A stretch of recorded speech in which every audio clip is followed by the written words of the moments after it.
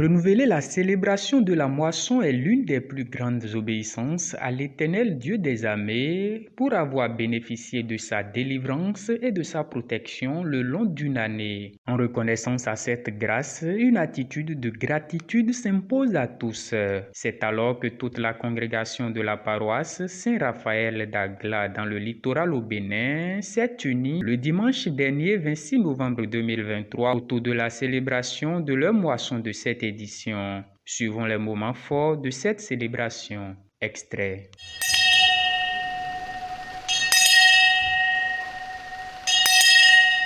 Jéhovah, Jésus-Christ, Abraham Michel, Yahweh la Toino, Yahweh Sisemwe Olorondon, Yahweh Papa Milon Ade Oudon, Yigona Yimabelo Diaga.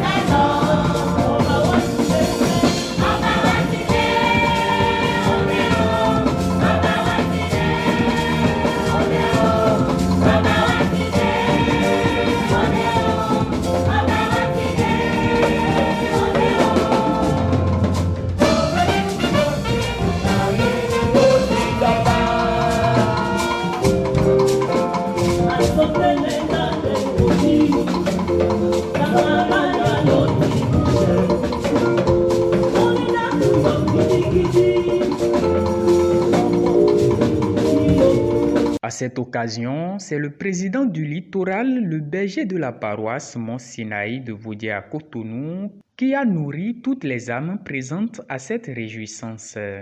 Suivons un extrait de son prêche.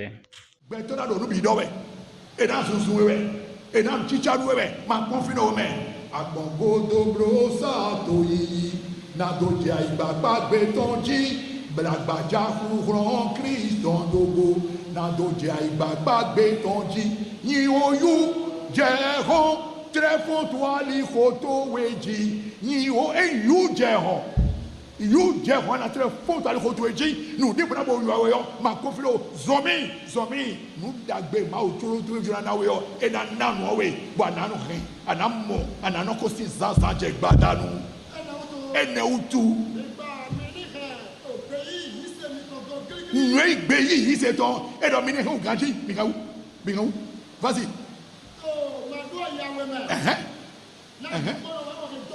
Medina no do mi me. But abisa wa we. Egbe no jije me na do ho.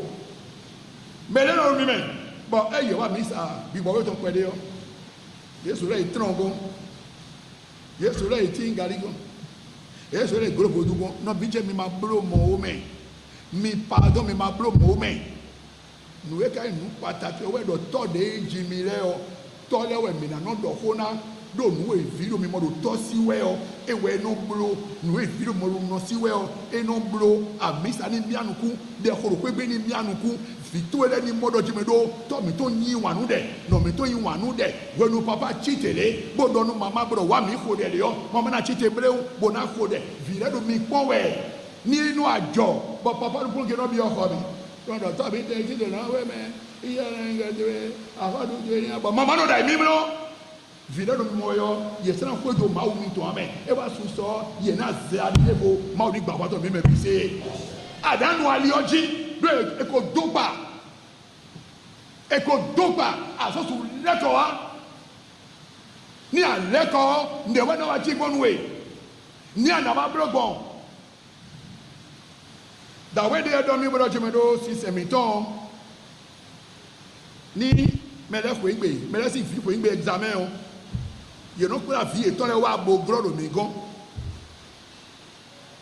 pe no anu abogro kaka bono do ye examen o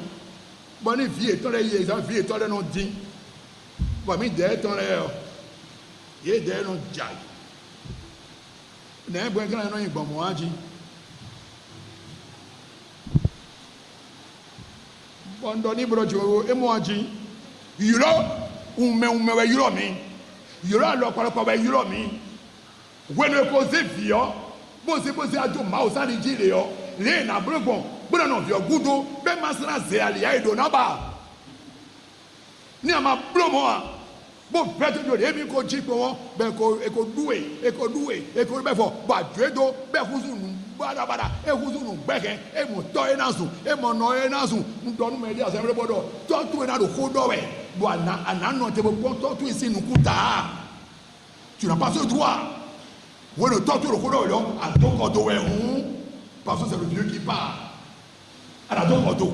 Quand on a donné Dieu a bisé et donc quelqu'un boit l'eau et nous plus bon ouais boire ma canne dia boire avec un moro à de six nami on tant on a de union boy de tant on a de union d'agbe si chaîne nan encore nous et on à mon tant on le rôle pour ebe ya mi ko do mi ton ai ba alo ado de wa bono to e ro no e buru ade ni o to to wa na je wo no to e ba be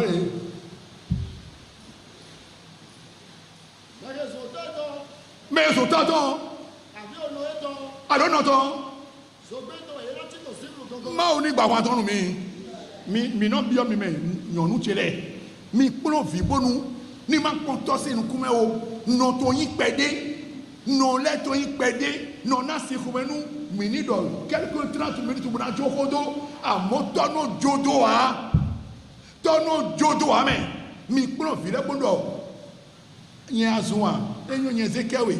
a mototo yo maso do me na do toto ezun yo a do nu pon toto yo ana jai me viche maso pro modo wenu e video mo se si non yo reside na di Ben amodo nous do imai do nous ma nous lo to nous nya we e be so bo no che do di do nu mi we ma se to si weze je no fitue bo fitue chi te bo isun to to e o ma tite bo no e ma so do nu to ado di do lo fi sinu ku mewe o ni ado mo brewe o awa nu de to to abe vi de sunu no we ado nu wa do we do society na ho fitue ne o nu dudu to we dia na do o e we na na we non do nous confi dia non do nous confi que cela soit clair mais do to do mi e ganjia me bi fwe ma do ko mi wero emi e la so me ye de ko ye bon e ya so me bon mi paye contribution bon à Biocas, bon directeur wa ko aller sort va m'amener ta contribution bon attends yo abio non to je do non mais ton Dieu me non il je non kon et abio non to Dieu non to ro na gbon mama ye nya me no contribution mais ka nya we din e yon bo do to ro ko me do ni e vio e bo do nu to te ko ku mo contribution si gros le maintenant de moitié we e mo bozejo aisun de volewa i mo to ro do to te mo pe o aisun ara wa ide o be kure yan we akura mo no to kuro do i mo to ro do bo to ko we ni onu o gbe o no ko si mama si bo do i mo to gbe o no to si nu e to me edado imo totwe ni e wa ya wonu efi o wa gusu nu dafo nu dagbe bo de pe bi ko so gbe be da so dafo me bo vie ni wa e bi o gbe yo wa mama san ro imo totwe ro don ame e na do viti awa amo totwe yo en du bi ko be la ko ama mo je bi mo àwọn de nchi tọ́jú mi àbúrò ya donu mi we wenu evio wa ni do 1 million de francs we vio e gomeo mi no yin wa nu no mi to le hu nu bi wenu fi se mo de o e da gomeo o ri o de na ma 500 nu to kono ko e na 5 million bi se jo no to parce que amure ni o nde no 5 ans nde no he grea e do to mi ma no bonu fi mi vie mi dire ye ni no te bo panu konto bo do no e ma je ya mi ma bro beni fon sa bo gbeni ndo ni da ite honu file gbiru re do ni to me to nu esi nu ku me no kwa vije ma blo mo ma mu agbeto na yeye gbeto na yeke ma blo ado te bonu fitu do toto zunwe o obede so ma gboje we jawe nu e na wa be azon badabada we were now nonko ana fun no e je wa ile o nu le die ya nu e ma gbenu vije ya bo tinde pero do di do welo no lesi ledie ma una no bona inde mo de mi tole amen mi do me di ma to mi ni budo atu gbelo za ji bo de mi na soku no bo be na nyunu mi na ba ni ma wa ndo ji me do gwenu e bre examen bo vi mi de ton le di han bo me de vo vi le we di bo vi tu e wa so no bo ayi o foto me bo inu kaka bo wa e wa bo yo mu to bi ku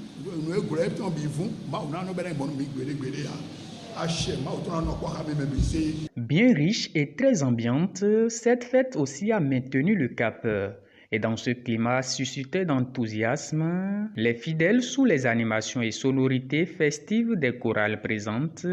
nous ont dévoilé leur satisfaction. Suivant au micro de votre télévision en ligne, Omosele Voice, les impressions de quelques participants. To aya jije da hode me ho me ke hun do manu do betole na wa sole nítorí jikun le wule awosun sogbon o to ka do na mele ka je gbe jikun lo wa so awo ya to alopade ji me mi ka do pe na jiwo yewe do ya so ton basi bo betole wa ho me hun aya je tin kaka bo yen su me tin no nso di na flu de me mi do pe na jiwo yewe do pe ba yi pe koto ni bo mi to tudu Saint Raphaël a Glaton e ko be hun da ho na mele po o yo po we me ho ya kaka je charger lo so en ta to town bon comme ouais ya je tiro file ko nous qui ko ya gbele son apo ya ju waji mo mi gbe lo ton agesa po e wa kusu tango comme you to ya je mi ton gogo fla e comme tango jacho e o titule do tito dagbe bon mi ma se wezunde wa se ri ma wa e o jijo o tin àlàáfíà tin ayaje tin comme mi ton susu dako mi so dogbe na merin o télévision wale o radio alléluia mi dogbe na mele po e so gbe domingo bo comme mi ton run ayaje mi ton gofla town bon mi ma yon pe mi te na dojo na do pe na mele po mi so lo ni le dojo ko de fo de so jardin ti to de mi na so to lo aguntin Raphaël Glaton ji na ba 21e anniversaire lo mi so din lo ni so se uganle no mi o dindi do kaka bo kholo mi kho mi ton si an zona do afo bijan we o e na ti ro de dandan bo mi ka dindi do ko lo ni so se na so mi ka so na tu mi na le wo to we na so se ugan le mi me ko gbeta e ko ba si ko iton le e na so go lo na gbeta de vo na so yi ko de vo ton bon e na so aya je mi ton na so gofla. Eh ben vous savez que comme dans la Bible on dit d'où viennent ce monde qui habillé en robe blanche ça veut dire des soutanes et avec des dentelles et qui crie Alléluia au plus haut des cieux. D'où elle vient? Eh bien, ce sont les fils de Christ, ce sont les fidèles de l'Église du christianisme céleste qui aujourd'hui tout simplement sont venus honorer la moisson édition 2023 sur la paroisse Saint-Raphaël d'Agla. Et avec les fidèles devanciers, fidèles simples, sympathisants. Nous avons eu également beaucoup d'invités qui viennent de diverses paroisses et beaucoup de pasteurs qui ont accompagné l'action. La fête des moissons, c'est l'apothéose quand on a cultivé son jardin, quand on a pendant une année fait face soit aux difficultés ou qu'on a collecté des victoires, qu'on a collecté des succès en fonction des supplications qu'on adresse à Dieu, en fonction des prières et que Dieu exauce. Et pour avoir le cachet divin, il faut bien évidemment faire cette célébration dans l'apothéose, dans la grande assemblée pour donner gloire au nom de l'Éternel tout simplement. Donc les fidèles se rassemblent après quelques mois de cotisation, de collecte de fonds, d'appel de fonds et puis on se réunit, on fait la fiesta, on mange, on boit, on loue l'Éternel, on danse et puis on rend grâce à Dieu tout simplement. Eh bien, aujourd'hui, c'est une édition particulière pour moi. Je n'étais pas une fidèle installée dans l'église. Maintenant, je suis là et je connais une première édition au sein de cette paroisse et je peux dire que ça a été vraiment un franc succès pour moi-même et ma famille, ainsi que tout le peuple de Dieu que j'ai observé. Tout le monde était dans la liesse, tout le monde avait envie de prendre sa grâce, de décrocher le Graal, comme on dit. Et ça a été ce que j'ai vécu, et avec une très bonne organisation à la clé, où il y a eu des menus qui sont allés chercher dans l'ancrage même des mets béninois et des boissons qui ne sont pas alcoolisées puisque nous ne consommons pas d'alcool ni de vin doux puisqu'il y a la vision au centre de cette église et je peux dire qu'il y a des félicitations à adresser au berger de cette paroisse, le vénérable Fatondji, qui conduit le peuple de Dieu et ainsi que tous les membres du comité paroissial et les fidèles qui sont restés fidèles à l'église et à la moisson. Union, abnégation, force d'amour et lien, solidarité. Je peux dire que c'est ça qui caractérise les mamans sur cette paroisse Saint-Raphaël d'Agla. C'est une paroisse où on vient avoir de la délivrance parce qu'il y a de l'amour, il y a l'onction qui fonctionne ici par la bouche des mamans qui vont faire des prières de combat qui vont aboutir. Donc moi, j'ai eu l'expérience et je crois qu'en la vivant, j'en appelle à d'autres, même s'ils sont sur d'autres paroisses, pensez à visiter cette paroisse et à faire des actions de grâce aussi ici. C'est un arrêt pour rendre grâce à Dieu après un an pour la suivi des fidèles, pour la grâce que l'Éternel Dieu ne cesse